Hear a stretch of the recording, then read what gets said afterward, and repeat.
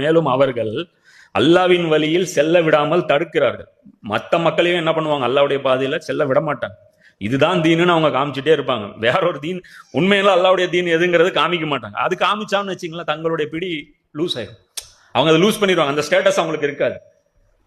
இதுதான் as it is அல்லாவுடைய தீன்னா அதுக்கு இவங்க உழைக்க மாட்டாங்க. ஏன்? தாகூத்தோட பாண்டிங்கு, தாகூத்தோட இவங்களுக்கு இருக்கிற ஃப்ரெண்ட்ஷிப்பு, கூட்டணி. அந்த கூட்டணி முறிஞ்சிரு முதல்ல. இதுதான், இதுக்குதான் சொர்க்கம்னா அப்ப நீ ஏன் பாடுபடலன்னு கேட்போம்.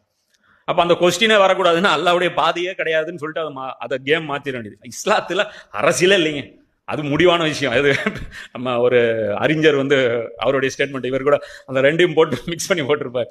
அதுல ஸ்டேட்மெண்ட் சொல்லுவார், நபி ஸல்லல்லாஹு அலைஹி வஸல்லம் அவர்கள் விட்டு சென்ற போது அப்படிம்பாங்க. அப்படியே நம்ம மாஷர்லியப்பா நின்றுட்டு இருக்கீங்க, தெளிவான ஸ்டேட்மெண்ட் கொடுக்குறீங்க.